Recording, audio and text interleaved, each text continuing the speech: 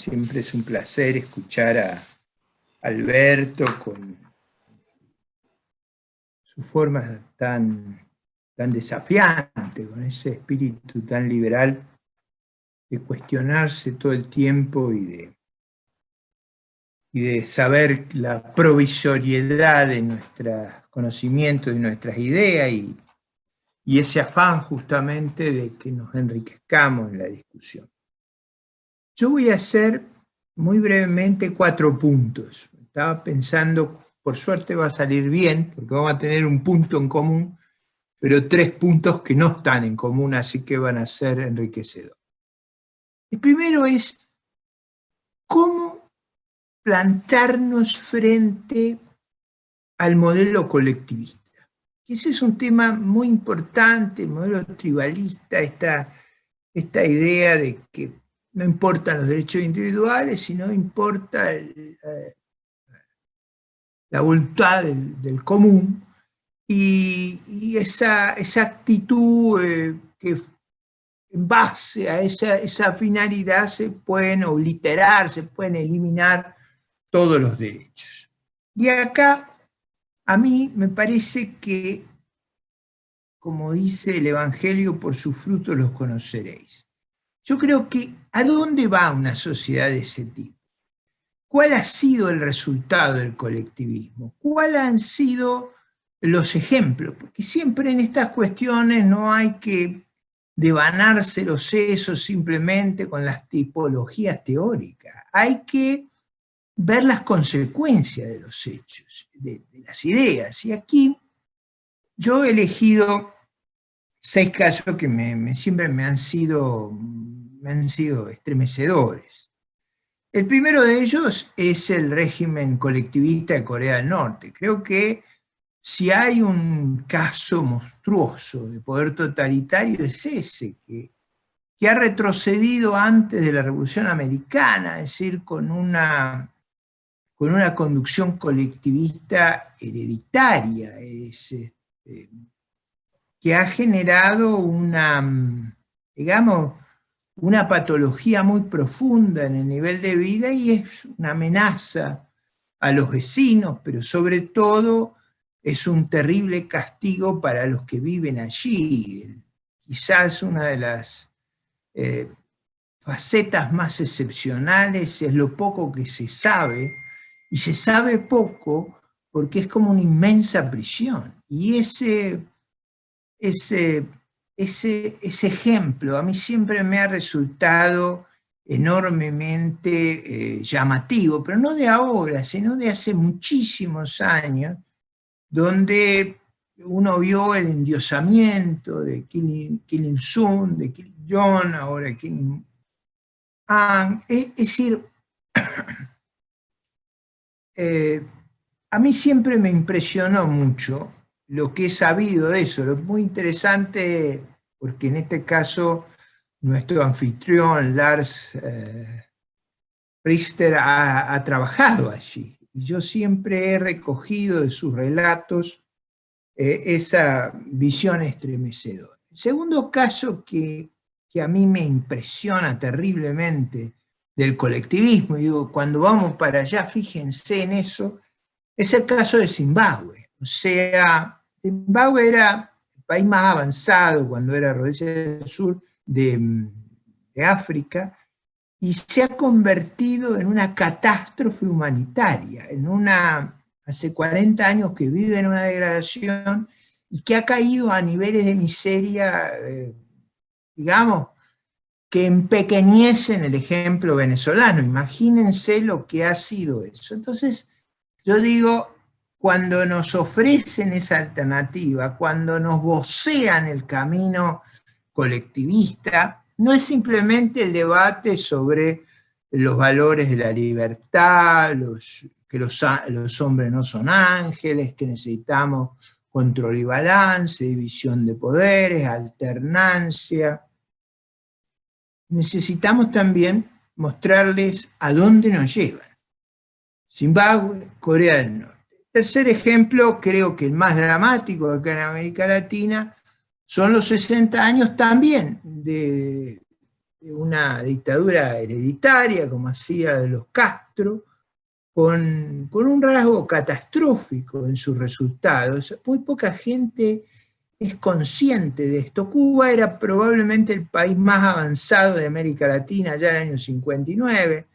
Yo recuerdo mucho experiencias de esa época, era chico, pero recuerdo relatos que a mí me impresionaban mucho en mi casa sobre los exiliados cubanos. Una cosa simpática porque venían ahí, mi padre en esa época tenía una actitud muy, digamos, muy enfrentada al totalitarismo y ayudaba a mucha de esta gente que se escapaba de esta isla trágica, se escapaba prefiriendo batallar con los tiburones en el Mar Caribe que quedarse allí. Era una situación desesperante.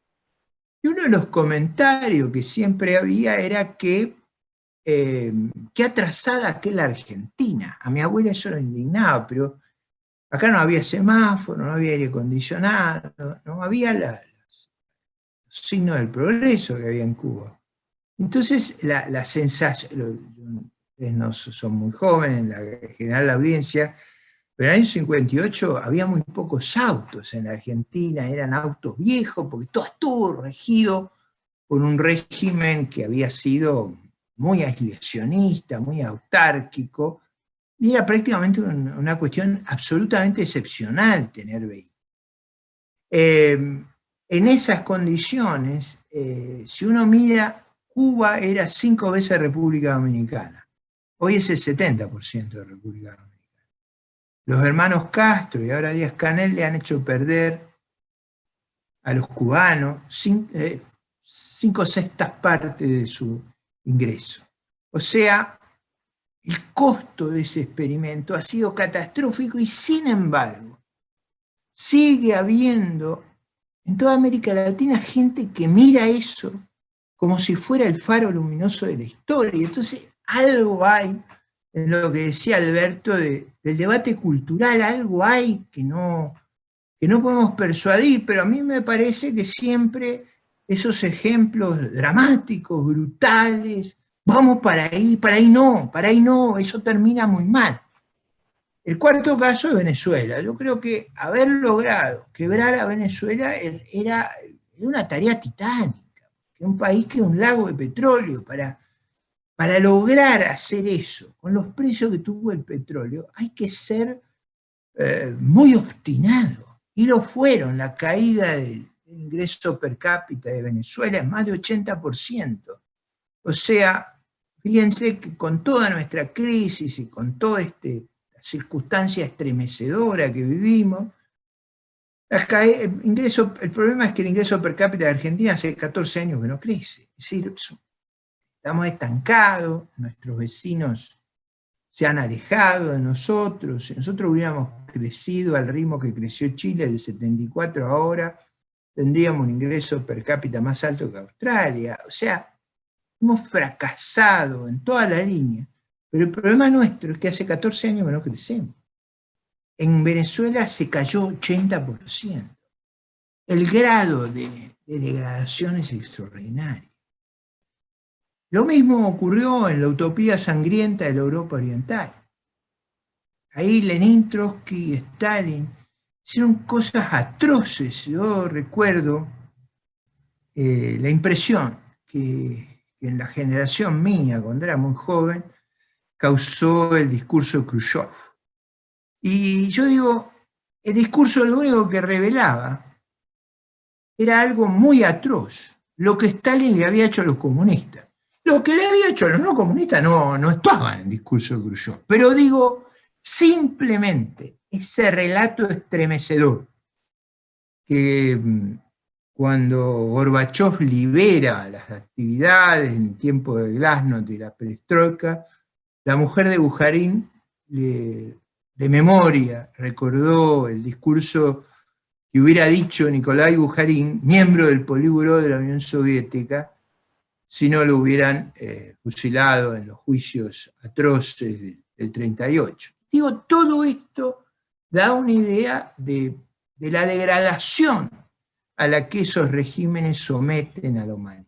De acá viene en la batalla cultural probablemente un episodio extraordinario dentro de todas estas brutalidades hay una que supera todo lo imaginable, que son los campos de la muerte en Camboya con Pol Pot y el Khmer Rouge.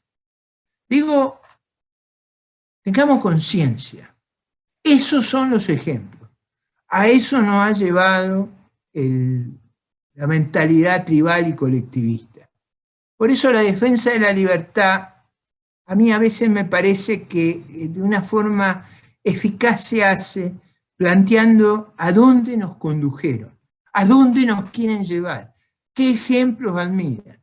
Y si uno ve lo que allí pasó, yo estoy seguro que apelando a la racionalidad, nadie va a querer ir. Y hay que quitarles la careta, hay que hacerlos pronunciar sobre esto. En general, cuando uno trata de quitarles la careta, ahí revelan esa banalidad que decía Hannah Arendt del mal. Revelan que su adhesión es una adhesión religiosa a una teoría difunta, a un sentimiento opresivo. Uno se da cuenta del carácter monstruoso que ese proyecto tiene. Y eso me parece que es, en esta reflexión cultural, un atributo muy importante. El segundo punto, creo que me estoy dedicando, me he avanzado un poco en los minutos. El segundo punto tiene que ver con el problema de que las sociedades abiertas, sociedades libres, se organizan en base a incentivos. Eso hace compatible la convivencia en la diversidad, la tolerancia, el llevar adelante el proyecto de cada uno en la vida común. El régimen organizativo colectivista necesita órdenes, necesita comunes denominadores. Eso finalmente termina llevándonos a todos a vivir como sería vivir en una pandemia permanente, con alguien autorizándonos a salir o no, con esas cosas que ocurrieron en el medio de la pandemia, que a mí me parecían increíbles, que las personas de más de 70 años deben estar presas en nuestro domicilio, es decir, a los excesos que no se dan cuenta, pero que los llevan adelante porque el régimen de control y comando deviene en la vulneración más básica de las libertades. Por eso hay que entender que la libertad es indivisible, no se puede pretender que haya libertades políticas y regimentación económica, o libertad económica y regimentación política. En realidad, la convivencia, la libertad en todos los campos, es un atributo esencial y solamente cuando uno pierde esas libertades, y la pandemia nos ha mostrado la punta de lo que sería eso, cuando uno pierde esas libertades, yo muchas cosas que tenía por dadas, que me parecían naturales, ahora tengo una añoranza enorme, enorme, de caminar por esas calles arboladas de Adrogué, de poder elegir cómo esperar el día y el atardecer. Todo eso me parece tan lejano, y eso es simplemente por tener una pandemia. Imagínense lo que es un régimen político permanente, de órdenes, de dictámenes, de convivirnos, de convertirnos a todos en un establecimiento penitenciario. Ese en el fondo es el proyecto que anida en la idea de que nos van a dirigir, nos van a decir que es bueno para nosotros, que ellos saben mejor que cada uno de nosotros cuál es nuestro proyecto. El tercer tema son las falsedades. Las falsedades terribles que se están tejiendo ahora sobre la idea de que viene el tiempo del estatismo, que la pandemia ha revelado que el sistema de libertades no puede funcionar. Ustedes han escuchado esto y han están como enamorados de esta catástrofe del virus. Yo digo, eso no es verdad. Los estados van a quedar terriblemente endeudados de esta situación. Cuando usted está terriblemente endeudado, lo menos que usted puede esperar es que quien está terriblemente endeudado pueda ser el orientador o el auxiliar eficaz. El Estado presente, el Estado nos ha puesto en una situación de vulnerabilidad extrema porque ese Estado paquidérmico, adiposo, no fue capaz de crear las condiciones para que testeáramos como Uruguay o Chile. Ya no digo hacer cosas muy eficaces, digo simplemente poder hacer lo que el resto del mundo hace, que es conducivo a poder salir de este encierro en el que estamos. Va a ser muy difícil salir de esta técnica de hace 700 años, que es la cuarentena, sin poder saber y poder discriminar quiénes tienen riesgo, quiénes no lo tienen.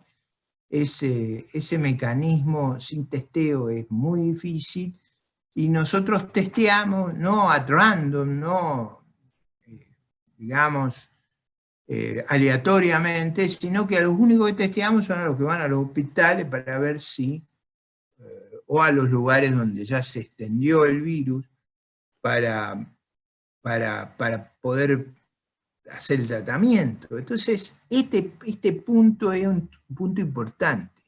No es verdad que el camino es el estatismo, al revés. Lo que vamos a necesitar desesperadamente es lo mismo que Röpke contaba sobre Alemania después del 48. Él decía, la economía estaba en una crisis terrible. Cuando se produce la liberación de precios y se fijan las reglas, tuvimos un salto extraordinario en nuestra actividad. ¿Por qué? Porque justamente adaptarse a las nuevas circunstancias, no hay un mecanismo tan poderoso como una economía libre, como el mercado, para sobre todo poder afrontar las innovaciones. Este tiempo va a ser muy distinto después. Hemos aprendido cosas, hemos aprendido muchas cosas durante la pandemia. Entre otras, algunos de nosotros, yo no lo había hecho antes, a dar clases por virtuales.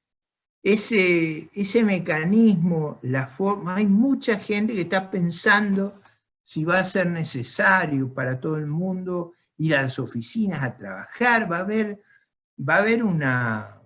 yo he recorrido prácticamente discutiendo muchos temas de la actualidad, que va a ser mi cierre, con mucha gente a lo largo y a lo ancho del país. Me hubiera llevado un tiempo inmenso ir a todos esos lugares y encontrarme presencialmente, y esta extraordinaria herramienta que estamos usando ahora me permitió hacerlo. He viajado por todo el país sin moverme de mi departamento, y eso creo yo que va a informar nuestro futuro, como lo he hecho a lo largo de Latinoamérica. Y esto creo yo que va a ser un tiempo justamente muy, muy necesario, una economía en base al incentivo, una economía libre, una economía que tenga la capacidad de liderar las dificultades y el empobrecimiento que un fenómeno tan brutal como este nos ha causado.